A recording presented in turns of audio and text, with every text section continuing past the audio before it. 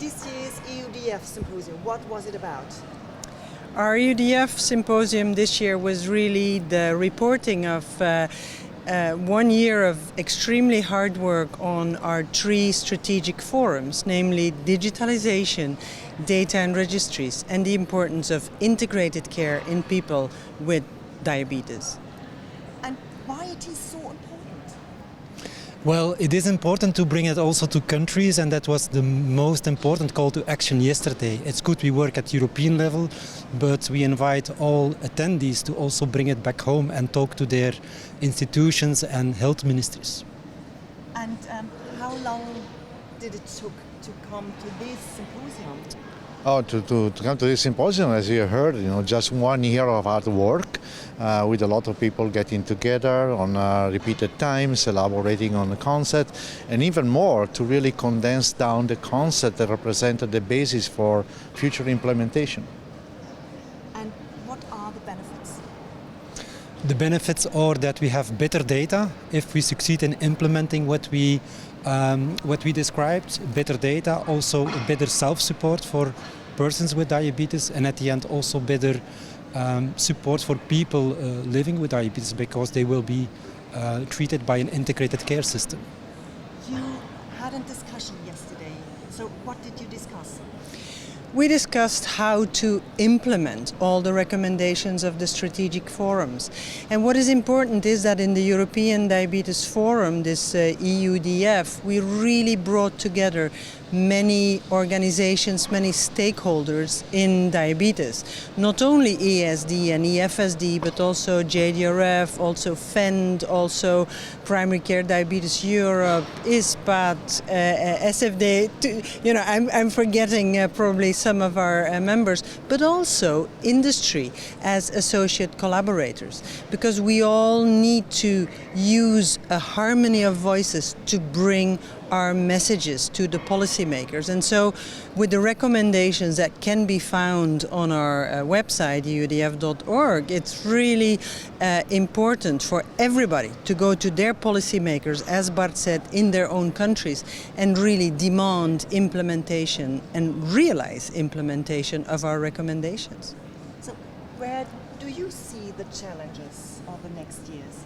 Oh, there are big challenges, of course. The major challenge is the growing number of people with diabetes, and that is the reason for the EUDF to work very hard.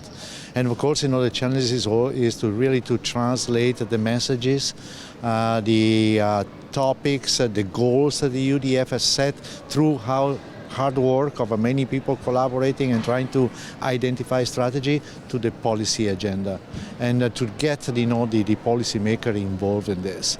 And I think this is a great opportunity for the policymaker, because diabetes, unfortunately, is a very important arena for testing our ability to really twist and change what is the development of the care of people with diabetes. And I think the EUDF is also instrumental for one thing, because we needed to unify Europe and the treatment across Europe for people for diabetes. And I think one of the goals for the EUDF is also homogenization of a treatment and management and screening for people with diabetes. So you already answered what's the goal, but maybe you have another goal. Well, I think we recently discussed indeed a new topic, and Stefano alluded to it. Screening might be an important new topic we work on, both for people with type 1 and type 2 diabetes, diagnosing them earlier and treating them as early as possible. I think that's also a new topic we want to develop and we want to engage on. And has there been any topic yesterday in the discussion where you said, okay, that's a good point?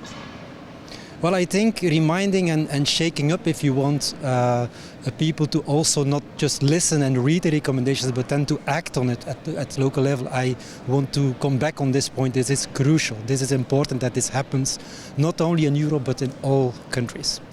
Yeah, and for instance, for data and registries, I mean, we discussed the importance, and then it came that examples were given saying, but actually good examples of registries have started from healthcare professionals. So instead of always saying, it's the policymakers, it's the payers who need to start, why don't we start? and then with a product that is functioning, go to the policymakers. I think the Swedish diabetes registry is a very good example there, where they first realized something as healthcare professionals and then went to the payers and to government to say, this is what we need.